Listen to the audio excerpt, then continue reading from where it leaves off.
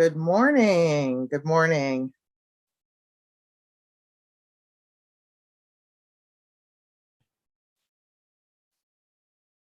So welcome. I am Andrea Lewis. I'm Director of Programs at Maryland Humanities. And I want to just take care of a little bit of housekeeping before we get started. We are recording this morning's event for further viewing purposes. You'll be able to view it on the Maryland Humanities YouTube channel after the One Maryland, One Book author tour has concluded. If you have a question this morning for Ross Gay, please use the Q&A function, and you should see the button for Q&A at the bottom of your screen. Do not use the chat, please. We don't want to miss any questions, so make sure that any questions end up in Q&A. However, you're welcome to chat with each other in the chat. We love to see that. We just want to be sure that we don't miss any questions. With the Q&A function, you'll be able to view questions that other attendees have asked. And if you want to ask a question someone else has already put in the Q&A, click the thumbs up under it to upvote that question. And then this will let our moderator know which questions are of the most interest to the audience during Q&A later in the program. And hopefully we'll have enough time to get to all of them, but we'll see. The upvoting will help us know what you want to hear about most from Ross today. We have an Asl interpreter with us today. Thank you, Kenya, for joining us. And you may have noticed that we have enabled captions. You should see them at the bottom of your screen. If you find the captions distracting, click the CC button. There should be a button that says CC at the bottom of your screen to turn them off. If you do not see a CC button, click on the button that says more, and then you should find the option to turn off your captions there. All right, get started. We're excited you could join us. This event is one of more than 300 programs being held this fall as part of our One Maryland, One Book program, which we like to think of as Maryland's biggest book club. Since the beginning of One Maryland, One Book 14 years ago, the authors of our selected books have spoken at various locations across the state. That was not possible this year given the ongoing pandemic and our wish to err on the side of caution by not holding large indoor events at this time. We're proud to be able to bring the One Maryland, One Book author tour to you virtually so we can still gather to hear Ross Gay speak. The level of enthusiasm for his collection of essays, The Book of Delights, highlights our collective interest in coming together during challenging times with the hope of connecting through our own experiences and the experiences of others. High school classes, book clubs, public libraries, senior centers, correctional facilities, and more have been participating in events inspired by the book across Maryland since September and plan to join us for more discussions and events this month and into November. At Maryland Humanities, we're passionate about making the humanities part of everyday life. Programs like this one use the humanities to explore our ideas, our stories, and our values, to foster understanding among people with diverse perspectives, and to strengthen our ability to interact meaningfully. I invite you to take a moment to learn more about our 9 other programs by visiting mdhumanities.org. And if you enjoy our time with us this morning, I hope that you will consider clicking on the donate button at the top of our website homepage when you visit. We are an educational nonprofit, and it's people like you and your generosity that allows us to thrive and continue to offer over 1,000 free programs statewide annually. I want to take a brief moment to thank our co-hosts and partners, Carroll County Public Library. And additional support was provided by A Likely Story Bookstore, Carroll Arts Center, Carroll Citizens for Racial Equality, and Carroll County Chapter of the NAACP. The staff of Carroll County Public Library and their partners have put great effort into this morning's event. And I want to say a special thanks to Lisa Picker and Dorothy Stoltz, who worked closely with our staff. And now I would like to introduce our moderator, Ted Zaleski, Director of Management and Budget for Carroll County Government, and our guest this morning, Ross Gay. Ted has interviewed some of the most amazing best-selling authors for Carroll County Public Library events, including Dan Silva, Laura Lipman, Harlan Coben, Karen Slaughter, Hina Khan, Cami McGovern, Jordan Sonnenblick, Ben Hatke, and more, including our 2019 One Maryland, One Book author, Dr. Mona Hana Atisha, author of What the Eyes Don't See. Each year, Ted serves as one of the MCs for Battle of the Books, which is a student reading contest.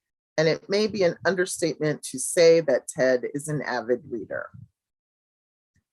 Ross Gay is the author of The Book of Delights, a genre-defying book of essays, and 4 books of poetry, including his most recent, Beholding, a love song to legendary basketball player Julius Erving, known as Dr. J, who dominated courts in the 1970s and 80s as a small forward for the Philadelphia 76ers. Gay is a founding editor with Carissa Chen and Patrick Rosale of the online sports magazine Some Call It Ballin'. A founding board member of the Bloomington Community Orchard, a nonprofit Free Fruit for All Food Justice and Joy Project, Gay has received fellowships from Cave Canem, the Bread Loaf Writers Conference, and the Guggenheim Foundation. He teaches at Indiana University. In the Book of Delights, Gay offers up a volume of lyric essays written over one tumultuous year. The first nonfiction book from the award-winning poet is a record of the small joys we often overlook in our busy lives. Among Gay's funny, poetic, philosophical delights, a friend's unabashed use of air quotes, cradling a tomato seedling aboard an airplane, the silent nod of acknowledgement between the only 2 Black people in a room. But Gay never dismisses the complexities, even the terrors of living in America as a Black man, or the ecological and psychic violence of our consumer culture, or the loss of those he loves. More than any other subject, though, Gay celebrates the beauty of the natural world, his garden, the flowers peeking out of the sidewalk, the hypnotic movements of a praying mantis. So please join me in welcoming Ross Gay. Thank you, Andrea. It's good to be here again. It's fun. It's fun. The this is, I think, event 4, and it just feels like the accumulation of readings and these essays, getting to hear these essays. I said before, you know, because I'm reading all in the same tour, I'm trying to read different essays all the time. And it's kind of fun because I get to read essays that I don't, for whatever reason, I don't often read, as I will do today. So there are just for those of you who don't know, this book is, I started August 1st of 2016 and to August 1st of 2017. And you know, like probably in July of 2016, I was having a beautiful day, and I was in a moment of what I decided was delight. And I thought, oh, I should write a little essay about this moment of delight. And then I thought very quickly, or it was given to me very quickly, that maybe I should try to write an essay every day for a year about something that delighted me. So that's what this book is. It's basically an attempt, which I call a practice, at attending to something that delights me every day for a year. I didn't do it every day, but I did it a lot. So I'm just going to jump in, and they're all dated. And for whatever reason, I decided to come here. It's April 25th, and I'm going to read kind of a little passage from around here. So I'm going to read for about 18 minutes now, maybe 20. Bobblehead. And they're all titled, it's just like, it's simple stuff. It's just like, you know, bobblehead dolls. I suspect there will be no more apparently superficial delight than this one, given as I am swirling in a volley of birdsong, given the pine tree just beyond me has a branch like an arm bent into a greeting, given the near glowing green of these trees against the soft blue of a misty morning. But it is true. I adore bobblehead toys, one of which passed me by on a dashboard, maniacally agreeing to everything. As a kid, I might also have loved the Weeble Wobble, or at least I loved the commercial, which is probably the closest I got to that toy, for which I commend my parents, given, as I recall, the purpose of the toy was to encourage a child to strike it as hard as possible to see if it would stay down. Bad toy idea. I just Googled the Weeble Wobble to find that I have conflated the Weeble Wobble with the Bozo and, I imagine, other people-faced punching bags. Bad toy idea still. The syrup-filled Godzilla my folks got me one Christmas when I was about 4 would not, for another child, have been a bad toy idea. But for me, it was simply a Godzilla-shaped blunt object with which to beat my big brother, whom I loved, but I didn't yet know how to express that love thanks to all the Weeble Wobble commercials, probably. People-faced punchy bag commercials, I mean. Thankfully, my grandmother noticed this ignorance on my part, snatching the Godzilla from my hand on a backswing as my brother cowered below, and thunked me on the head with it, hard, once. It was a similar tutelage when I was tugging Spot's floppy spotted ear on the farm while she was feeding the chickens. Hearing Spot's yelps, she marched away from the chickens toward us and yanked my ear, hard, once. I fell to the ground and rolled my eyes into my head, which I spent a lot of time practicing with my brother on car rides, making it so only the whites showed. My other grandmother, my Nana, who had more of a reputation for clocking people, sat next to my granny on the couch singing high-pitched notes of approval. I could hear in my curly-headed labyrinth of revenge, my granny whispering my name, in the diminutive, of course, Rossie, Rossie, and gradually getting louder, which I used as encouragement to crank my eyes even further, even longer. A good show my mom ruined by saying something like, oh, please, give me a break.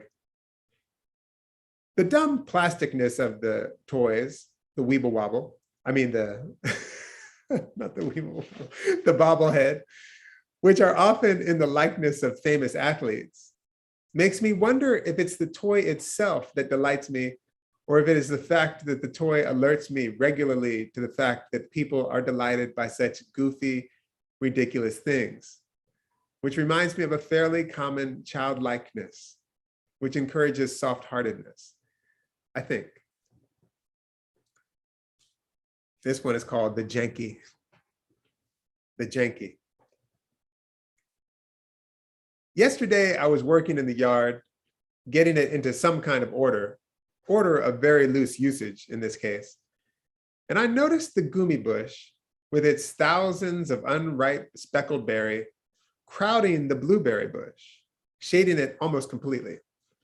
I grabbed a rickety one-arm magenta rocking chair I'd plucked from the street on trash day a couple years back, and I wedged it beneath the light-hogging gumi branches such that nothing needed to be cut, and the gumi branches became a kind of arbor over the rickety one-armed chair in case someone decided to sit in it, which I wouldn't recommend. As I stepped back to admire my work, I thought, rubbing my chin, now that's janky. Just like the pear tree whose limb I spread with my friend Brooke's old Adidas trail runner, with her permission, of course. And like the old window I propped on a stray log to make a little hot box for my squash, cucumber, and watermelon starts. So janky. One of the many delights of a garden, I'm finding, are the ways it encourages jankiness. Something about the delirium incited by lily blooms, or the pollinators swooning over the bush cherry, interrupts one's relationship to commerce, perhaps. The garden makes you grab the nearest thing so you can keep crawling through it. It might be that the logics of delight interrupt the logics of capitalism. Aside, shouldn't we pause to admire the onomatopoeicness of janky? Because no word I know sounds more like my crooked shed door, sounds more like duct tape being ripped from the roll. To be clear, my efforts at the janky are modest compared to my folks, from whom I learned it in part, probably to their upwardly mobile chagrin. Which is a good place to say the plain, which is that janky is a classed designation. It often implies a degree of judgment, often by people still haunted by and sprinting from the tendrils of poverty, about broke people things. I'm no longer a broke person. And so you would be right to read my affinity for the jank complicatedly, with a nod to privilege and inheritance both. My folks were mostly broke people who had neither the time nor the resources to always fix things the boring way, which is called replacement. And so the hatchback cracked up by a trash truck, the insurance money from which they needed to pay some bills, got affixed with a bungee cord. Me and my brother's wristbands were made from the tops of striped tube socks. The hammer we kept under the seat to tap the stuck starter until it went completely kaput. A rectangle of sheet metal screwed into the rusted out floorboard of the Corolla. A sheet of plywood tossed over the dinner table for holiday dinners. Taped glasses, shoe goo, duct tape car hood. Oh, I could go on. I think I am advocating for a kind of innovation or an innovative spirit, which seems often to be occasioned by deprivation or being broke or broke ass, which condition I am adamantly not advocating. But I am advocating for the delight one feels making a fire pit with the inside of a dryer, or keeping the dryer door shut with an exercise band, which is probably caused by endorphins released from a bout of cognitive athleticism, which is also called figuring something out, which is something we all go to school, some of us for years and years, to forget how to do. This one is called The Crow's Ablutions. The Crow's Ablutions. You know, another thing with this book is kind of neat to see, oh yeah, there's these moments where probably I get in these little grooves, you know, the subjects kind of, you know, they kind of join up and then they disperse and then they join up and disperse. The Crow's Ablutions. I'm gonna wait for this fire truck.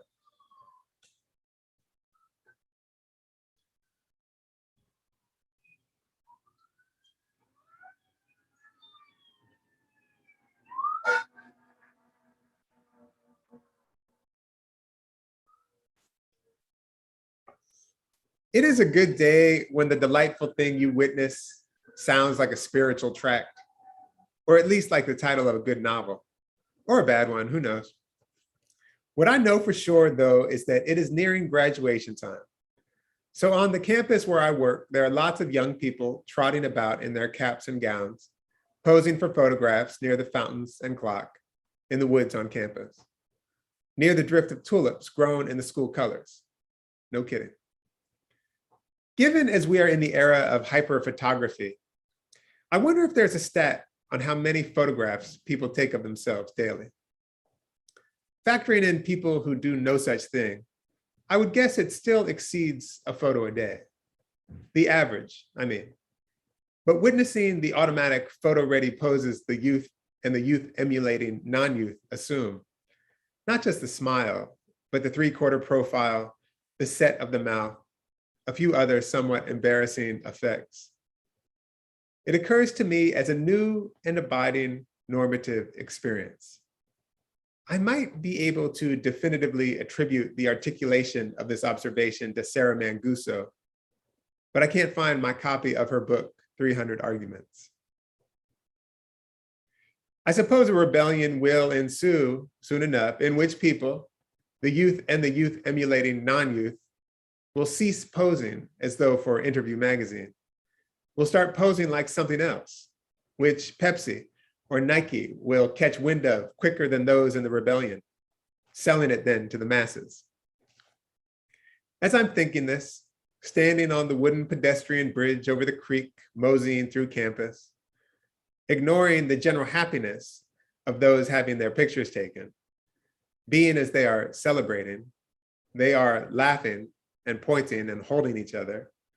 A wind gusting the gowns of two standing arm in arm and laughing loud before running after their hats. I heard something that sounded like two erasers being smacked together, then like hard applause. I turned to see a crow standing in a low point in the creek, dipping its head in and whacking the surface hard with its wings again and again. Whap, whap, whap, whap, whap. Which I took to mean, of course, dude, take your head out of your ass and be glad. This one is called Flowers in the Hands of Statues.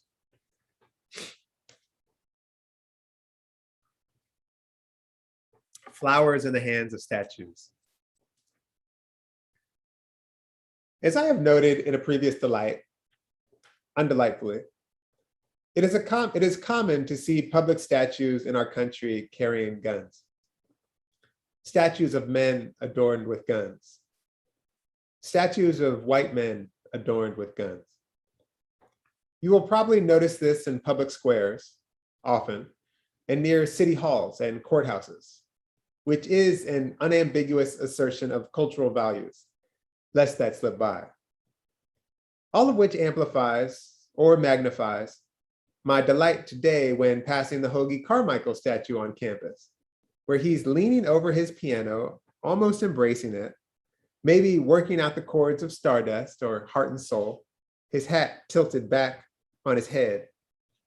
His outstretched hand atop the piano is open just enough for a flower or some flowers to fit in it, which someone or someones have decided they should. These someones have slid a big explosive allium, probably pilfered from a nearby drift, into his soft fist. The allium is such a fortuitous flower for many reasons, but in this case, because it looks like a wand or some other magical and pointedly non-martial baton. There was also another flower I don't know the name of, though it is made of a torrent of petite violet bells. And the third flower, also unknown to me, was yellow, which made me realize that this collaborative effort was endowing Hoagie Carmichael not only with a wand-centric bouquet, but with a beautifully composed one with complementary shapes and colors. Seeing this, I was reminded of how often, in fact, we have the impulse to adorn our statues, our public figures, with flowers, or sometimes coins or fruit. I have never seen a public statue adorned with a gun, not by the sculptor, which is probably to say not at the behest of the commissioner, who is wealthy, who benefits in some very short-sighted way by the union of public figures and weapons, no doubt.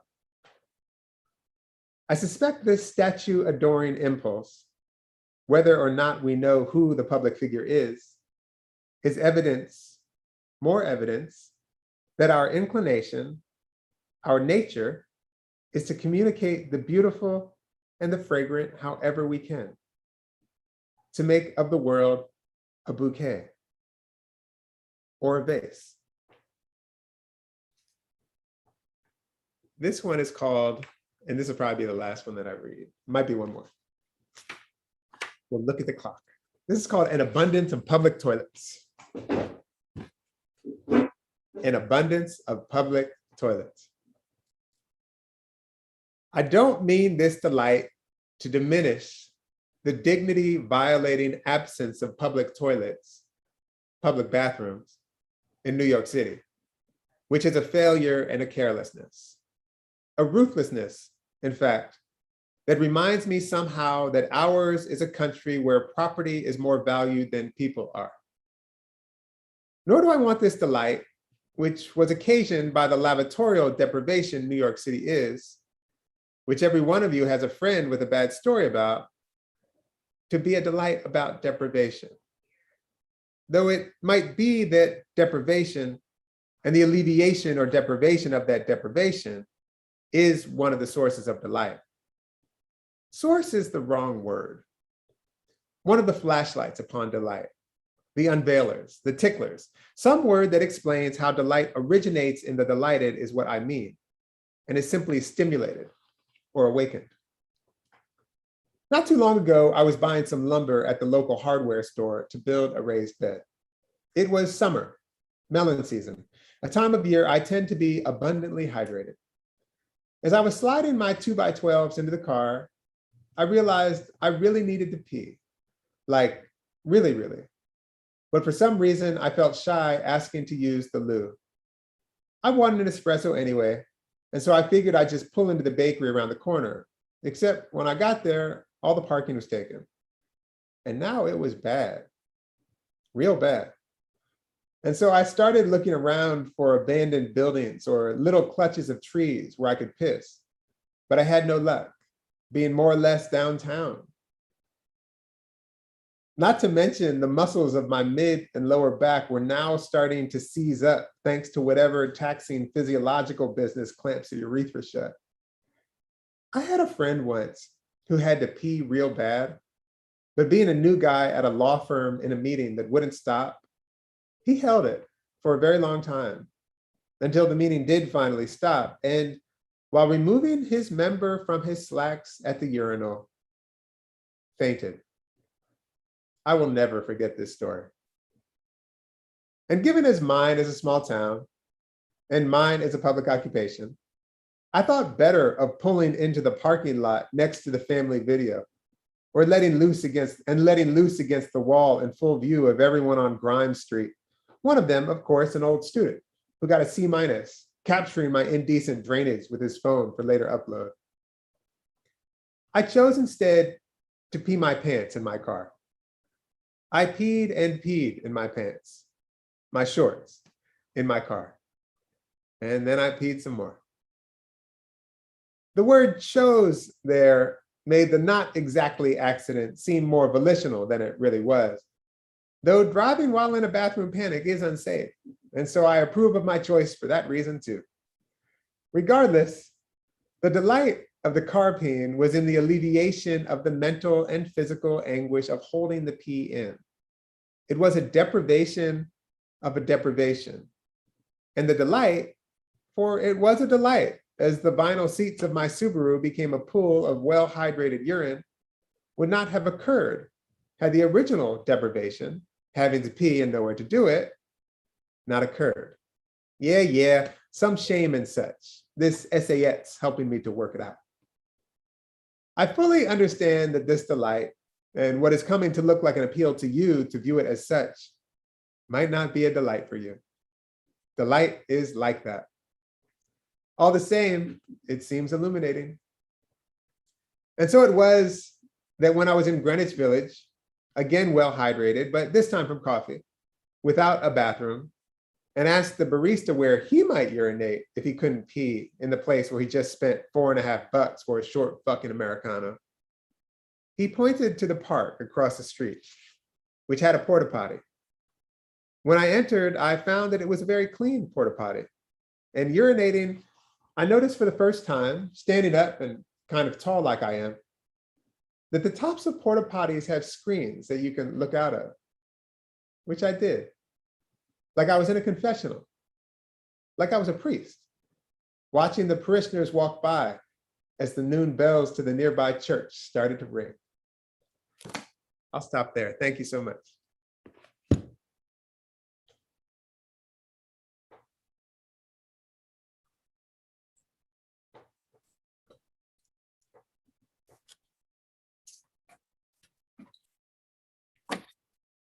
Okay.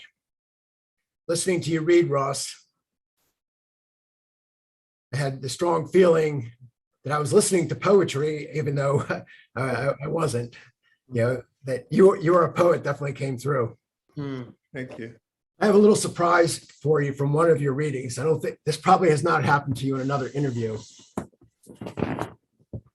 That's one of them. That's the thing. That's great. Keep that in my office. That's and great. there are some people in the building who occasionally will walk in my office, punch Bozo in the nose, and walk back out again. Amazing. Great, thank you. Okay, in the book, you talk about how you started to accumulate more delights than you could actually make use of. Mhm. And you talked about how you basically would acknowledge and thank them for having come around, even though you didn't get to use them. And it reminded me a lot of a book that I just read called Big Magic by Elizabeth Gilbert. Mm.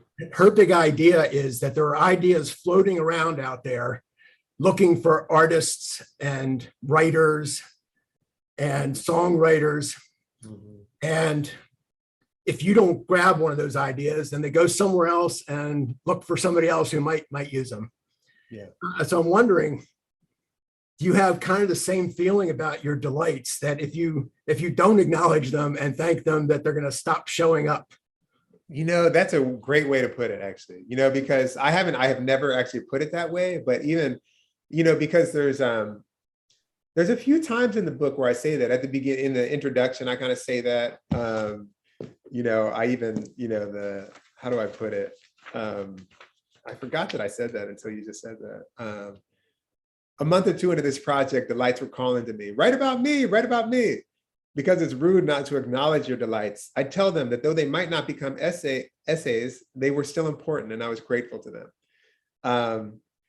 And there's some place else where I sort of mentioned that too. And I think that's exactly I hadn't thought of it that way before, because often when I'm talking about this, it's sort of, I don't know if it's the other side of it, but it's like the fact that this practice, which I call a practice, more than I call it a discipline, but I think of it as a discipline works for some people, but I think of it as a practice, and the practice being a way to acknowledge and notice what it is that you love.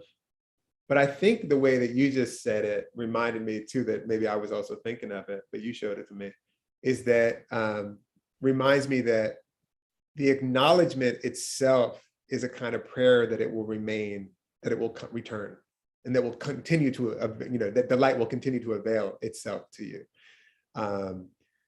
And, you know, it's funny, I did a conversation once and someone said, do you feel in a way like acknowledging delight or acknowledging what you love is also a way of being, is a kind of gratitude practice, you know?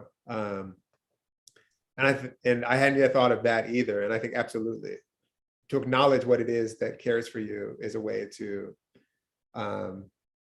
is a kind of way of saying I am grateful, you know, and let's keep it going, you know. Well, good. That's like that. You kind of had that answer for that. Now, when I'm reading, every now and then, a few words or a line will jump out at me, and I say, "Wow, I really like that." Mm. And there was one line in your book that jumped out at me, and I want to tie this into kind of how you wrote this. But the line was, you were talking about a skater, and you talk about carving wakes of joy into the sidewalk. I just like the sound and the picture that came with that. Yeah.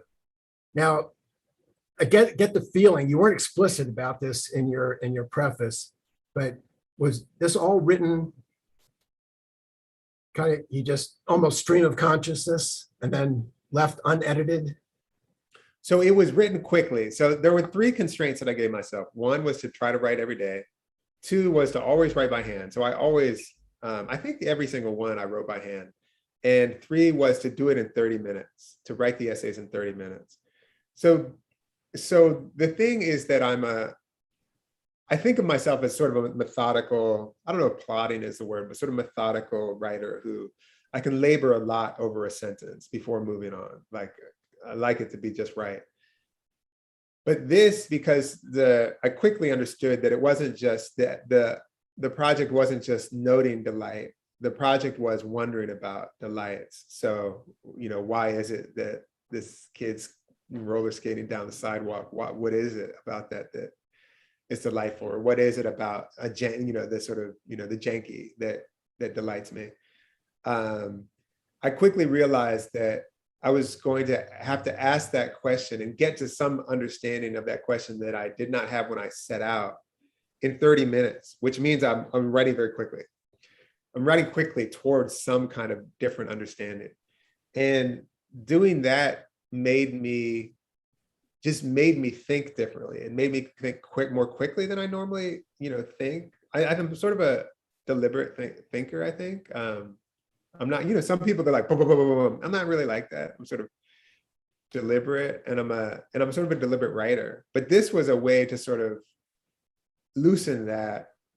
And I think in loosening that, then my syntax and my sentences and my grammar even got, and my all of which is my thinking, changed. I was able to do different things. All that being said, so I'd like to say this for those of you who are teachers or something, or writers, like just the constraint you put on an exercise, a writing exercise, say, that will make you do something that you don't normally do, can be really useful. So it was useful for me, time constraint. But the second part is that I revise these things a lot, and I was revising them. It took me a while to figure out how to revise them, because at first I started to revise them into what I knew as like good essays, and I was taking the life out of them. I was taking the strangeness, the real long digressions, which are sometimes it's a whole paragraph of a digression, and between like two little sentences or something, which is actually how we think, and it's how we talk too. We kind of are. We interrupt, we go all over the place, we come back, we take off again. Sometimes we don't come back. And that's a kind of thing that I'm interested in very much. But the process of revising those essays was very much about figuring out how they were trying to sound, figuring out how that kind of like streamy, that thinkingness was happening, and how to actually make it still legible and interesting. Because of course, like what just comes down, unless you're really on it that day, it's not going to be that great for me. Some writers, maybe it is.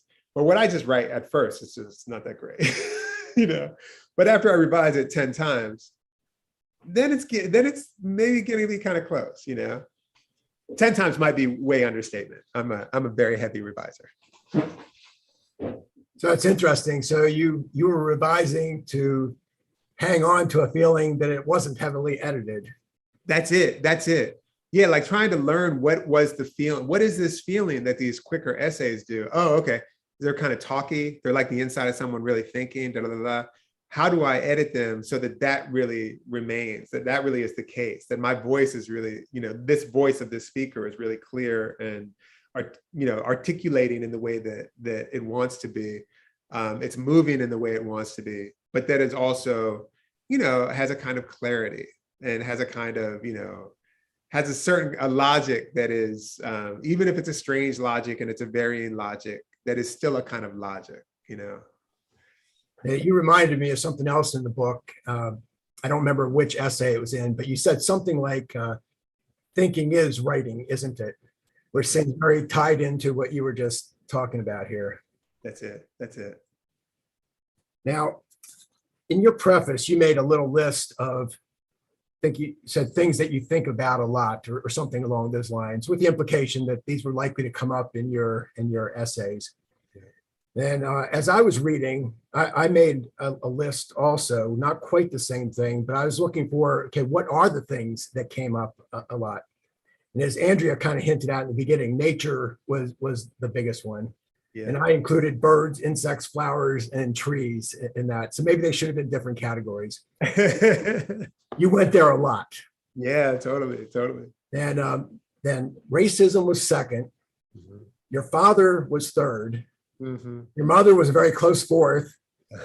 And then what I called words, just where you were thinking about playing around with words. Yeah. Now on the racism, this was very interesting to me. I think most people would say, okay, well, racism is an inherently negative sort of thing. And here we're finding it scattered throughout a book of delights. It seems like almost a contradiction. Can you just talk a little bit about how you dealt with racism at the same time as you're trying to say, here are things that delighted me. Yeah. Yeah. And I think if there's a thing that interests me about this book, one is that it's not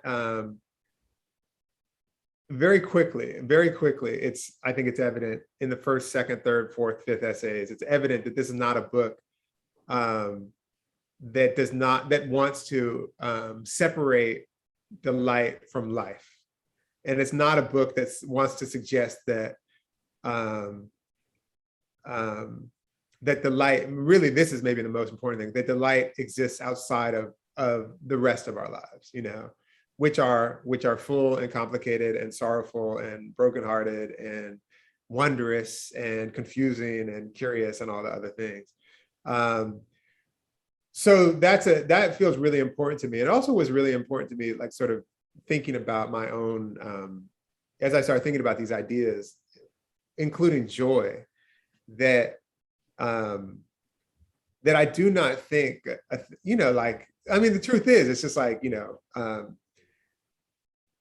we are, you know, probably we're delighted and heartbroken. I mean, you know, because you have a moment of delight, like someone drops off some seeds at your thing, it doesn't mean your heartbreak goes away. It just means I'm heartbroken and someone dropped off seeds. This is amazing. this is like life, you know. But the thing to me is like joy, this idea of joy, which I'm thinking a lot about lately. Lately, meaning maybe the last 5 years, is to me, it is not only, it doesn't only include like the sort of fullness of our lives, you know, what is brutal or sorrowful or heartbreaking. There's something about joy that is, to me, it is sort of, it emerges in the midst of those things, and it doesn't emerge outside of those things. Like, and that's why I say joy is it's a grave and adult emotion. Joy, this is not like giddiness or, you know, being chipper. Like joy is, you know, joy understands that our time here is limited. And so in the midst of that, you know, then what does the garden mean? You know, then what does the tree mean? Then what does my mother mean? You know, all these things. So that's kind of how I think about it. And it's interesting because I think there's a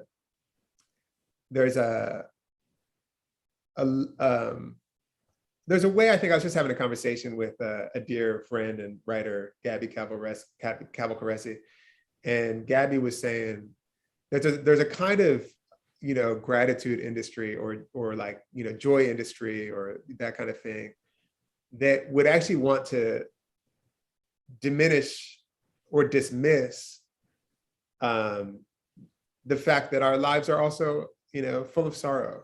And that's just what it is to be a creature, you know, and that it's actually of great value to us to honor and sit with and be with our sorrow.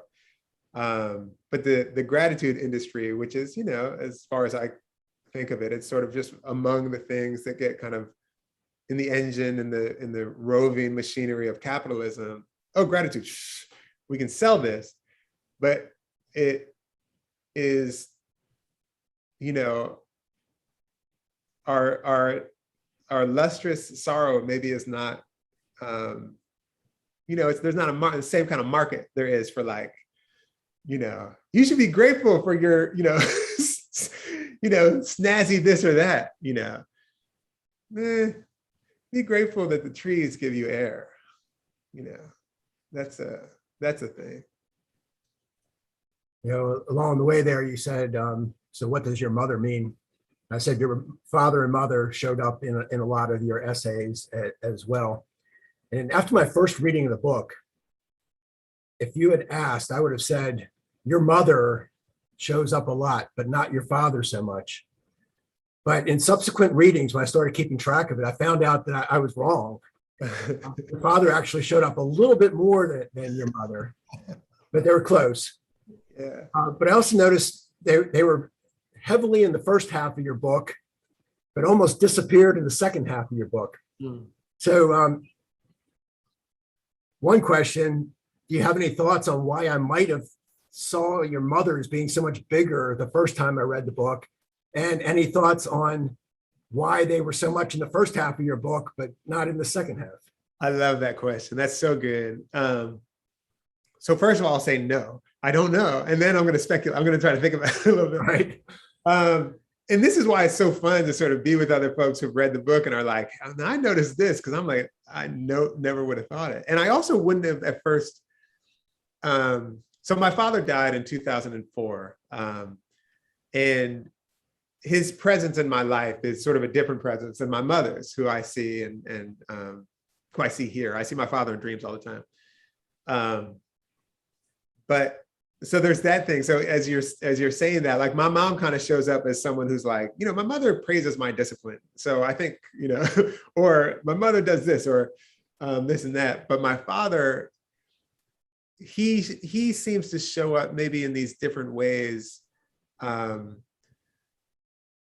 mean, it's really interesting. I feel like I'll never stop writing about my folks, and because I have so many questions for my father that I'll only be able to ask in ways that are not like body to body.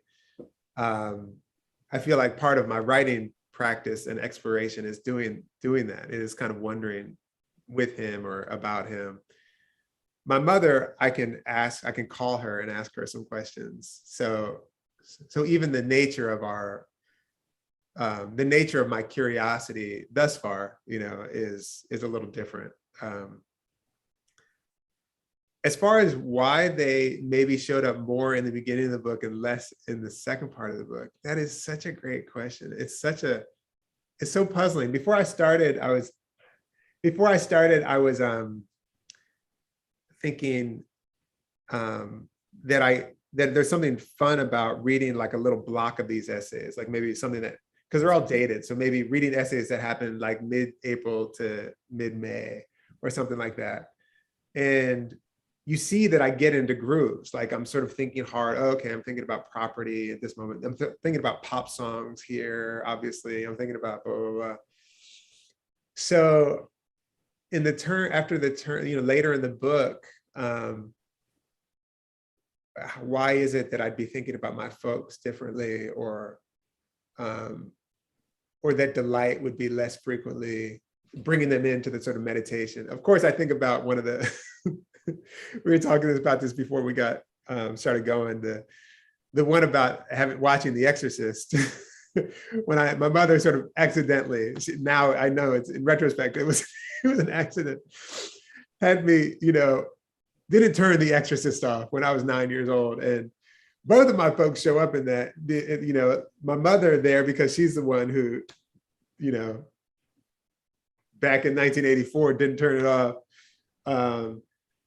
And now is like, oh, that was such a bad move. But my father also shows up in that essay because he's the one who's like, you know what? People are really freaking out about this movie, Judy, in 1971, when she's pregnant with my brother. You're not gonna see this until later, But anyway, that's a long wandering way of saying it's such a great observation. It's so interesting to me. It makes me kind of want to read back through the book and try to think, oh, I wonder where they went,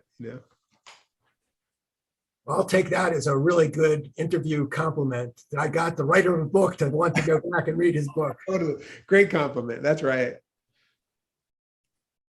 Okay. I'm on to my last question here. Unfortunately, I have so much more I'd like to talk about. But my favorite essay was one you called "Giving My Body to the Cause," where you try to help a lost boy. Yeah.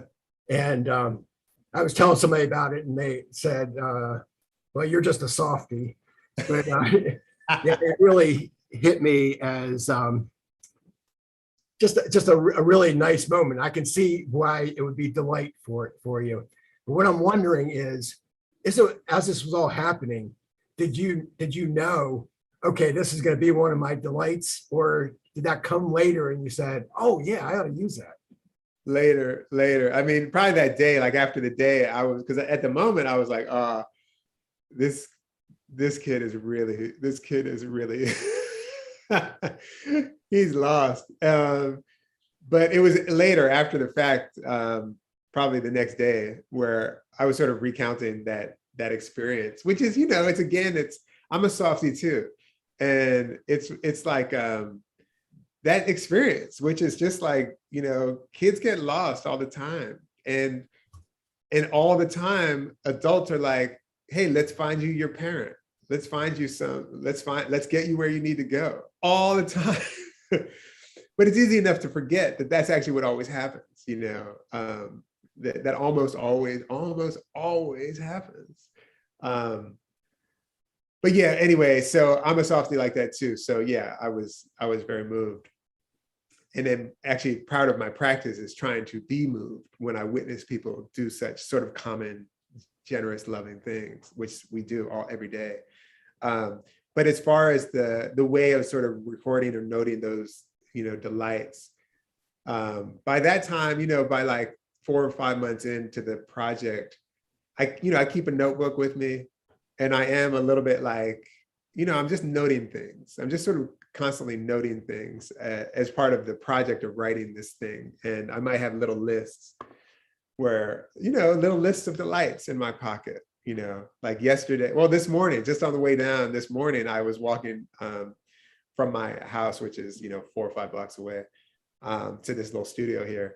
And on my way in the middle of the street, I found in the north, we have it's passion fruit. It's not quite like the tropical passion fruit, but it's very much like it actually. And they probably grow in Maryland, but it's what do they call it? Maypop? They call it Maypop here, I think. And I just saw one in the middle of the street. And I was looking around and I broke it open and the seeds were there. It wasn't quite right, but I was, where's the Maypop bush? But anyway, to stumble upon basically a passion fruit in the middle of the street in Bloomington, Indiana, I was like, note that, keep that one in your pocket, so that by the end of the day, maybe that'll be the one that I'm writing a little essay about. Right. Oh, because I'm writing them again. That's the other thing. I'm writing these essays. I'm writing another kind of book of delights. Oh, wow. Which will be interesting again, like as you raise your question of like how things come, how things go. It's 5 years later now. It'll be interesting now to see, how do my folks figure in this now, because they're already both in it. Right. All right. Well, I'm supposed to go on to questions now. Okay. Aaron is looking at the artwork and items and notes in your background and wondering, do those items have anything to do with your delights?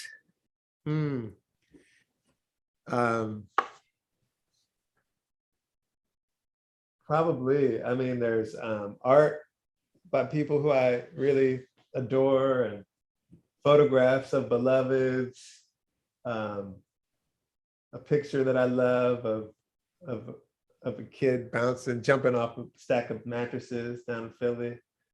I try to have things, people, photos, reminders of what I love, for sure. Yeah, for sure. And the second question, Andrea asks if you have a favorite essay that helps define your ideals or philosophy of life. In my own book, I think is what. Right. That's how I took it. Yeah. I don't think so. It's neat because off the top of my head, I don't think so. In part because when I read these essays, I kind of like, I just read like 5 or 6 of those, and a couple of them I infrequently read these days. The one about the kids graduating and me being sort of like in a critical mode, and the crow basically being like, yo, be happy for a second. And then the other one about the bobblehead doll, I don't read that one a lot. But inside of both of those, I could see a kind of ethics or a philosophy. I do feel particularly moved by a handful of these essays, maybe especially, and the joy essay, Joy is Such Human Madness essay, feels like one that is really instructive and kind of the kernel probably of some future projects. And also the one toward the end, the next to last essay called Cocoa Baby, which just asks this question by the end of it, something along the lines of what does it mean if we regard ourselves as babies, it asks that question. And that's a sort of an essay about, I guess, about tenderness and self taking, just being a little soft, being softer. That's exactly what that essay is about. Okay, question number 3. Eileen asks how you determined the format, deciding to write an essay or essays rather than poems. Oh yeah, that's a good question. And in one way, I feel like as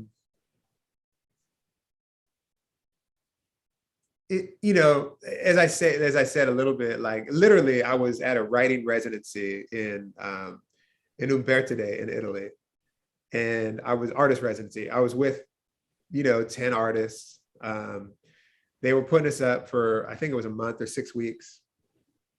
It was amazing. And they were cooking for us and, just like sort of an idyllic situation.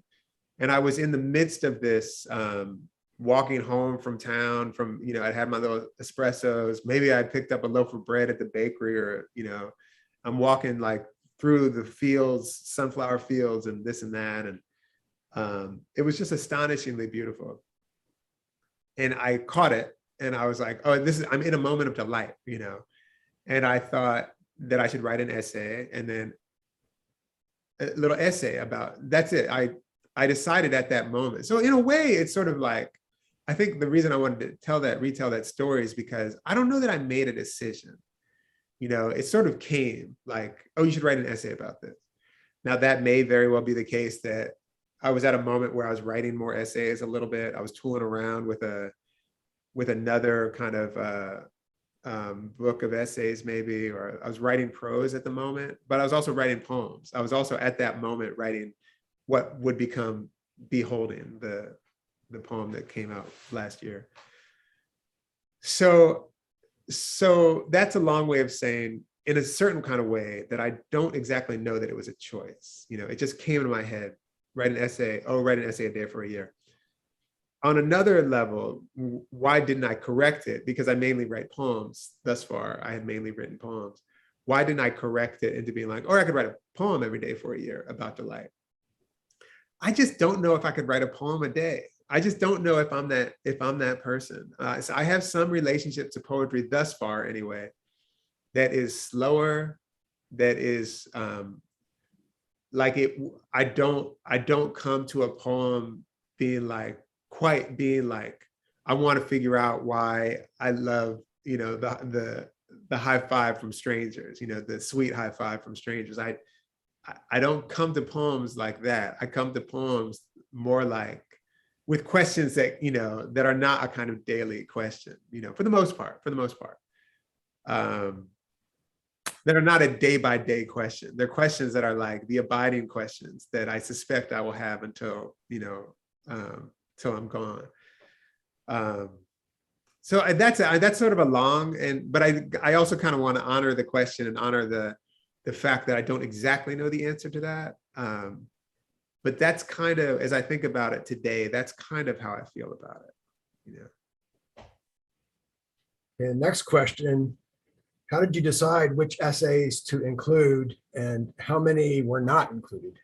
Yeah, so I think when we got down to it, my editor, Amy, and I think we got down to about 140, it could have been like 145 essays, and that we felt were good enough.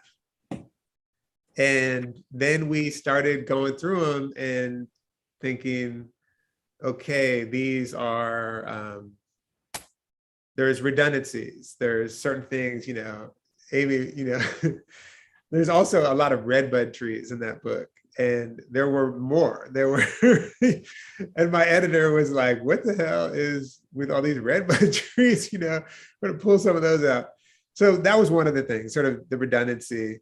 Some of them was it was just the case that I couldn't yet figure out quite how to, in terms of revising them, I couldn't quite pull them together in the way that I needed to. I thought they were important and good, but I couldn't quite figure out how to pull them together. So those would be left off, and they might, you know, they might show up elsewhere now that or later if I figure out how to pull them together.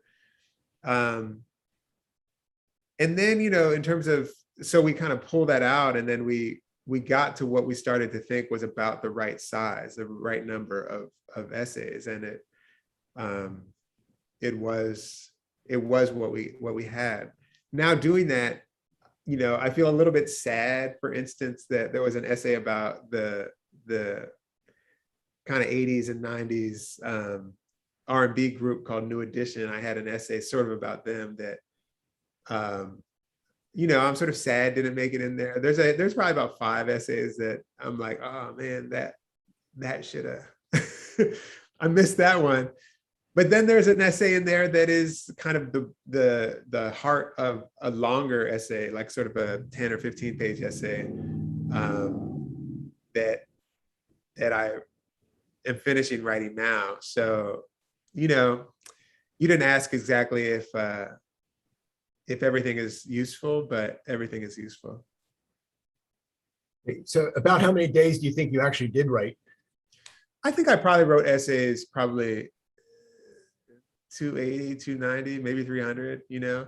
Some days I would have a little bit more time, so I would write three essays, you know. If I have time, I can just, they pile up, you know, they pile up. And then, you know, there might be like a crazy time, or there might be a time where, you know, I'll never forget, I had such a good essay. But I left it in the back seat of an airplane. I left the notebook in the airplane, a red notebook. I'll never forget it. And and then probably, you know, so there's a little blank spot sometime in the winter. Yeah. Okay, Diane wonders how, and we might need to ask, is this still happening? Do you keep your daily practice of delights? And if you are still doing it, what keeps you going? Yeah, so, you know, one thing is that practice, I think, has probably emerged or transformed into, in terms of my writing life. I mean, I think it's part of my practice now. So in my regular kind of daily life, like, I think I'm just a little bit more attuned to acknowledging what it is that delights me or flummoxes me with its beauty or strangeness or whatever. And I think I'm more attuned to it, frankly, because I've been practicing it for a while. And it seeps into my teaching. You know, like, usually the first thing that I do in my classes is I say, you know, what's something beautiful that you witnessed or happened to you, or, you know, in the last 24 hours. And, you know, once you make the space for that, or the students, we all make the space for that, it is astonishing the way that young people sort of want to acknowledge what beauty they are amidst, you know. And I'm like just blown away all the time by doing it. Anyway, it's part of my it's part of my pedagogy to include that as a kind of very serious thing. Like, you know, I might say not what's delighting you, but I'll always say, what do you find beautiful, or what was beautiful, or what do you love, or what are you loving now that you didn't know you loved. And then as far as the next part of that question is that I'm writing, you know, it's been 5 years. So I decided, let me try to do this again. So I'm writing Delights again. And it's, I can't remember the last part of the question. What's the last part?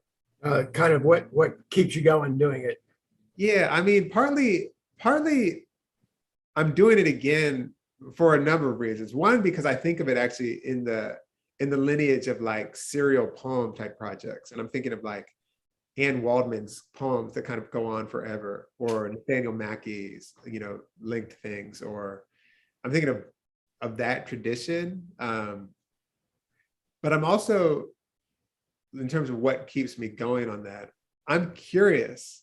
I'm actually curious as a project, because I'm curious about, like, looking at these. When I read these, I'm curious to be like, oh, on April 25th of 2017, this is what I was thinking about. I'm curious, what would that mean if, you know, this book gets written, and then 5 years later, and then whatever happens, But I feel like that I'm curious. So curiosity keeps me going, I know that I'm familiar with the practice, though I remain very curious about the practice of acknowledging what it is that you love. I know something about it, but I'm really curious about it and remains really mysterious to me and compelling to me. So that's what keeps me going, that it's mysterious and I'm very curious about it. Nope, I'll be waiting for this next book to come out, and maybe our paths will cross again and I can interview you on the It'd be amazing. Yeah, Kathleen asks if you have a favorite essay that somebody else wrote. So many essays. One of my favorite essays is I forget the Trieste Tropique, maybe, in Hilton Alls, the writer Hilton Alls. The first essay in his book, White Girls, is one of the best essays I know. Partly because again and again, it does things that I'm just like, what? How is this doing this? It's a long essay. It's probably 80, 90 pages. That's one of the best essays I know. Sarah Manguso is a writer who I adore, and I mentioned her in one of these delights that I read today. I mentioned her book, 300 Arguments. Her books are almost like essays themselves, and I adore Sarah Manguso's work. I really love Maggie Nelson's work. I think of the Argonauts as a kind of an essay, and that's a book that I think is just astonishing. I love that book. There's a writer named Wendy S. Walters, and she has an essay called Lonely in America that is really one of the best essays about race or racism that I've ever read, about America that I've ever read. Baldwin's up there. Some of Baldwin's essays are some of the best to me. I love the writer Montaigne, I'm not sure how you say it, who's kind of the grandpappy of the essay form, evidently. I love those essays. And I really I learned a lot about those essays. I love Robin Wall Kimmerer's essays from Braiding Sweetgrass, collection of essays. I love the way they move. I love the way they move in and out of various kinds of knowledges and wisdoms and storytelling. There's a poet named Patrick Rosale who is primarily, he's written poems, but he's also an essayist, and he's I think he's emerging as one of the best essayists I know of. I could go on and on and on this. Yeah. Well, you gave us quite a reading list there. I'm going to have to go back and watch this and make a few notes now. Yeah. So our last question, one of the viewers notes a parallel with C.S. Lewis's views on joy and asks, was this book an extension of giving thanks in the everyday things we should be seeing and enjoying? I think probably it is, even though, like I said, I hadn't quite thought. It's kind of weird, because my before the Book of Delights came out, I wrote a book called Catalog of Unabashed Gratitude, which is, it's it's the long poem in the book. I mean, I think the poem, it's made of basically elegies and odes, which is kind of everything I do, which are sort of in their bones, really kind of like one of the main qualities of those forms or those modes is sort of gratitude, is the loss or the love, they're both gratitude, and at least in part, probably in large part. But I hadn't yet thought that the delights, so that's all to say that gratitude is just sort of one of the things I've been thinking about for a little while. But I hadn't yet thought of the until that person said, do you think of these as like ways of being grateful, these delights? I hadn't yet thought of it exactly like that until that person said that.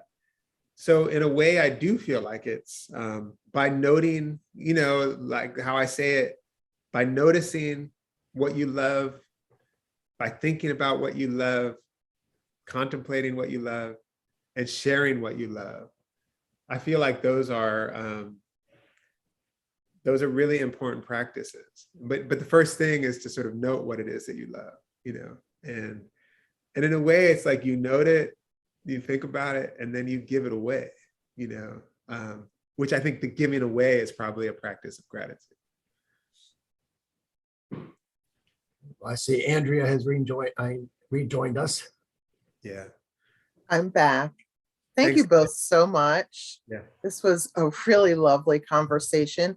Thank you to our co-hosts at Carroll County Public Library. I wanted to point out that you should see a link momentarily to the survey in the chat. So I hope you'll take a moment to click on that and complete our survey for the day. And please, if you haven't read the book yet or haven't grabbed a copy from the library, give a visit to a Likely Story bookstore, either online or in person, and pick up a copy for yourselves. And I think we're done. And I wish you all a great day. Take care.